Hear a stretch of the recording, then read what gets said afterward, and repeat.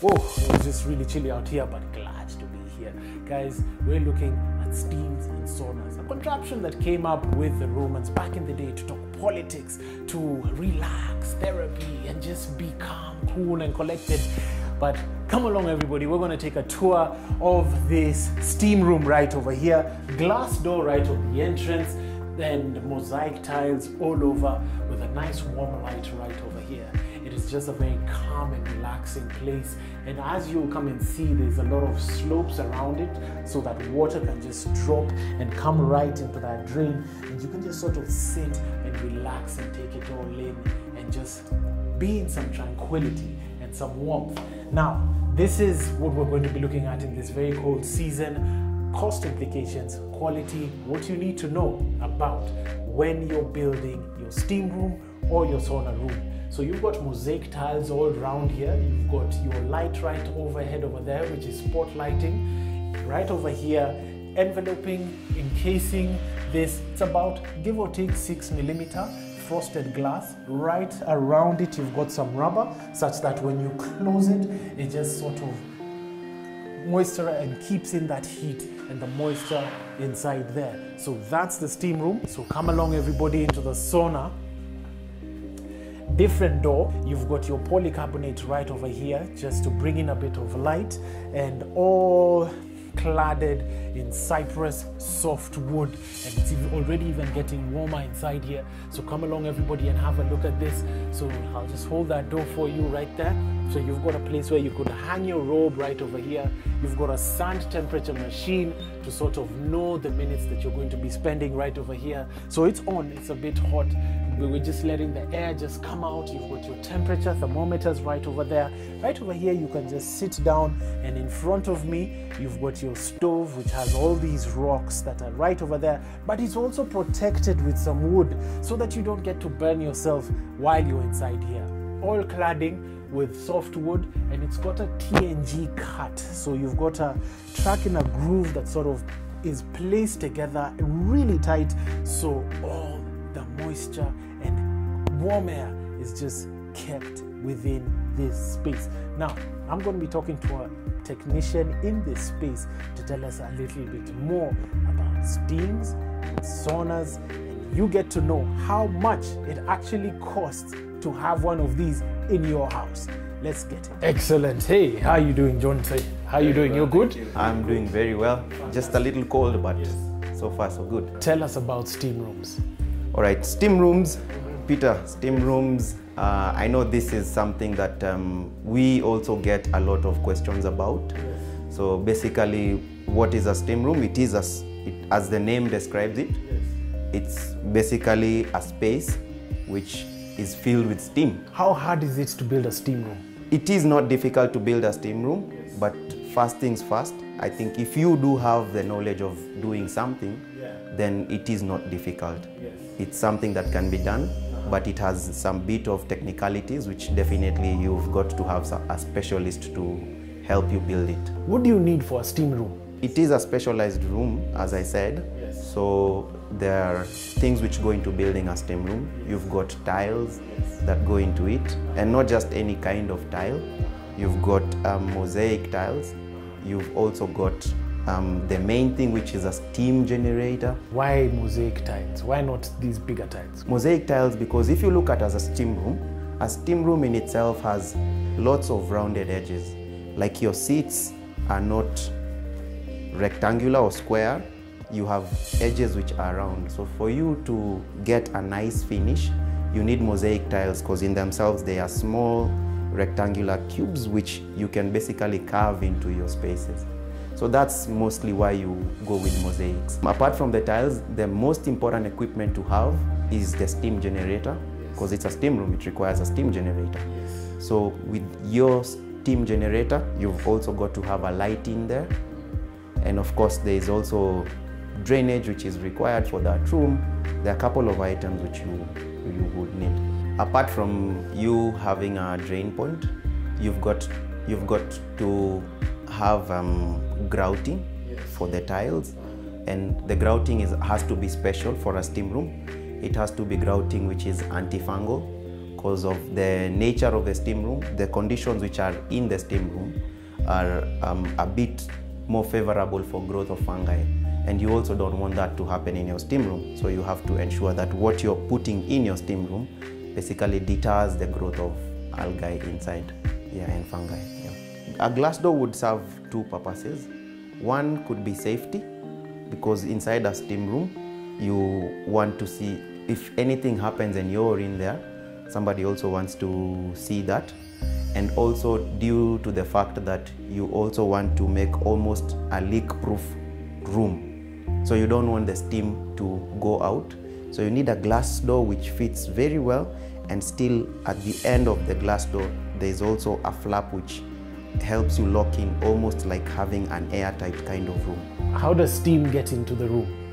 Good question, Peter. Yes. Now, there are a number of items which come into that. Yes. So the water first gets into a water softener.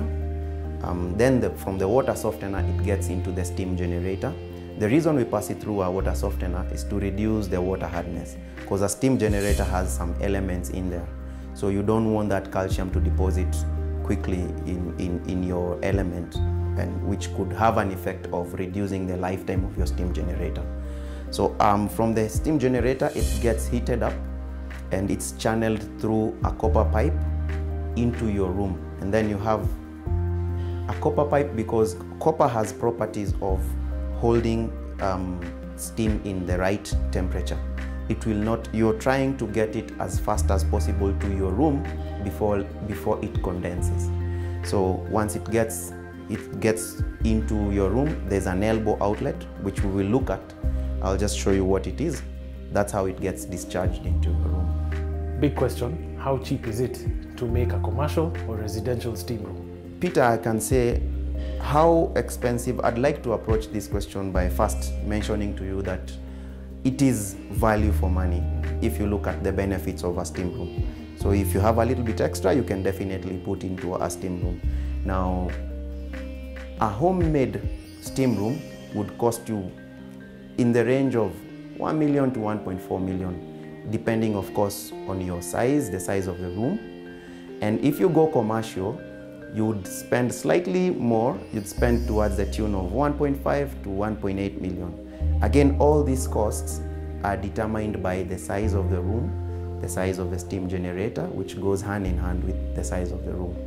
So a lot of the clients normally ask us, you're building for me a commercial steam room at, the cost difference is not that big, because the same equipment which is used in a home is the same equipment which you would use in a commercial steam room.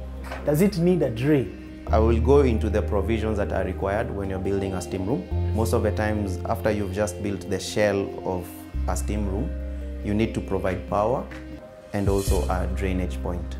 As steam is being generated by the steam generator, when it gets into your room, it condenses on the sides of the wall, and you expect water droplets to fall down.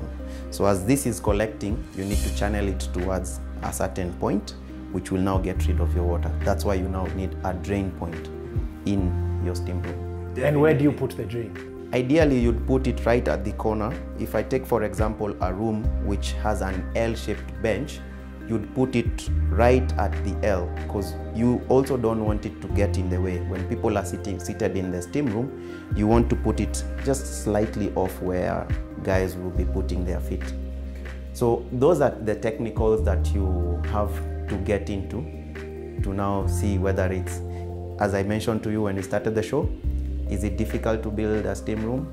When you have the technical knowledge, it is not difficult, but you've got to consider those things. Now, what do you need to look out for? There must be something. What do you need to look out for when you have a steam room? Things to look out for when you're doing a steam room. Of course, the foremost thing that I would look at is ensuring that when you're building it, you have an expert to do it, because you don't want to miss small details like having anti-slip tiles, because it could be a hazard if you do tiles which are not suited for a steam room. You could slip and probably fall, which would result in an accident, which we also don't want. Then cleanliness, hygiene, it is a very big thing. ideally when you're getting into a steam room, you want as much steam to get in contact with your body. So when guys get into a steam room, they normally don't even have footwear sometimes. So that if you don't take care of your hygiene, probably you could have some spread of athlete's foot or things like those. So you have to watch out for, those are just a few that you could watch out when you're doing a steam room. I've just got a question here from somebody who's tuning in, and do they use a lot of electricity? I'll give you an example for a home. If you have a standard size steam room, you would have a steam generator which is about 6 kilowatt. So it consumes 6 kilowatt hour in an hour. The cost of energy right now stands at about 30 to 35 Kenya shillings. So if I'm running that steam generator, if you do the math quickly, if you're doing it for like an hour, it will be just 6 times 30, which is about 200 bob. So that's the math that goes into it. Any advice? We've got somebody who's looking to make a steam room in this cold season. Any advice? What would you like to advise our viewers who are watching right now? If you go for the health benefits, if you look at what you're getting from a steam room, I would definitely, this is the time to invest in a steam room. It will give you added advantages. Peter, we didn't mention the aspect of relaxation, which when you get into a steam room, it sort of calms your nerves. Some of them you also get times when you get in with more than one person. So it's actually therapy in itself. So definitely put in your money. You need a steam room. Well, thank you very much. Now I know we're done with the steam room, so we're going to look at the sauna and find out a little bit more about it. Excellent. Thank you very much. Taking a short commercial break. When we're back, I feel so much better over here. It's warmer. At least we can have this interview and find out more about this sauna. So come along and just have a look at this. This is just, it's a very warm feeling, by the way. By the way, if you're feeling cold where you are, this is just heaven. So you've got a lot of things over here. Come along, everybody, and we're going to have a chat with Mr. Jonte himself to tell us a little bit more about everything else and what you need to know about saunas.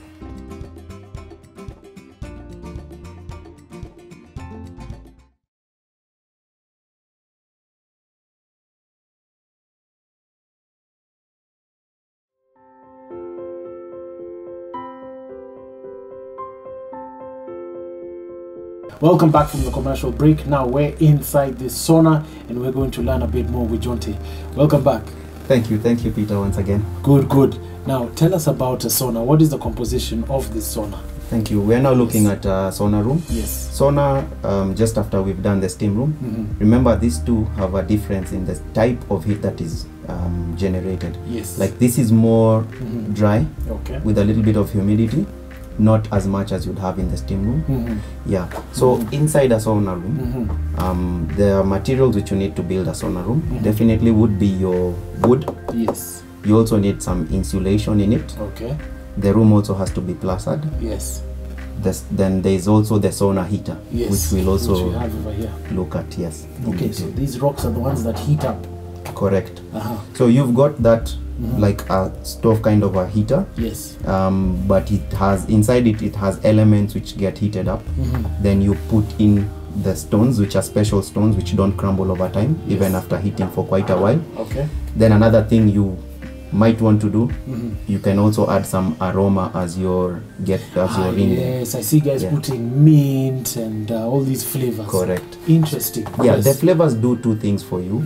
Of course, there's that feeling you get of the flavors coming in, and they also help to humidify the air around. Because you can imagine you're heating the room quite a bit. Yes. So the air tends to become drier. So you need to also balance the humidity. Interesting. Okay. Yeah. Now, in terms of cost, now we just looked at the cost for putting up a steam room. Correct. What about the sauna? Are the costs more or less the same? Not really. A sauna room, most of the time, you'll spend slightly lesser when you're building a sauna room. The equipment for the sauna room, which is one of the biggest costs in it, is lower than what you'd spend on a steam generator. Okay. So that way you end up spending a little bit lower. You're looking at probably slightly below the 1 million mark. Oh, nice. When you're building it. Oh, this is good. Correct. So you've got softwood or hardwood over here? It's softwood. Okay. Softwood is always best. It has better Yes. properties of retaining the heat around. Okay. It is also very long lasting. Okay, so softwood is best. Correct. So things like a cypress or something of the sort. Okay, so you've got under 1 million and you can set up something like this. Yes. I see the wall here is in glass. Does it matter what material you use? It matters. Inside a sauna room, Yes. the best arrangement would be having wood all around, because you're really trying to retain the heat inside the sauna room. Yes. So this could be a difference in the sense that it could be an architectural detail from the outside that we ended up having that as one of the walls. Okay. But behind this, you also have some insulation, because the more energy you lose, the more you end up using to heat up the space. to heat up the space. So you really need to take care of the material you use, Yes. and ensure you do it properly. Super. Now, many people are watching. What precautions do you need to take whenever you're using a sauna? Okay, the precautions that you need to take, Yes. first and foremost, the sauna heater gets heated up quite fast. And if you look at it right now in this setup, it already has some protection to prevent, in case you accidentally move and you touch it, you could basically get scalded or Exactly. So you also need to take care of that. You definitely need to make sure that you remain hydrated when you're in the sauna room. The best would be to just make sure that you listen to your body too, because you don't want to get to a point where you've been overly dehydrated, True. which could be a health hazard. Well, brilliant. Thank you very much for coming onto the show. Thank you, Peter. Good, Always good. appreciate it. Lovely. And I'm sure you also appreciate it as well, and you're very well informed of the cost of the materials and pricing, precautions you need to take, all of that. This has by far been one of the very best interviews this month, because it has been cold and it is hot over here. John has removed his jacket, by the way. It is really hot. We're sweating bricks over here. Now, catch us next week, same place, same time. This has been Property Focus. I've been your host, Peter Ngigi.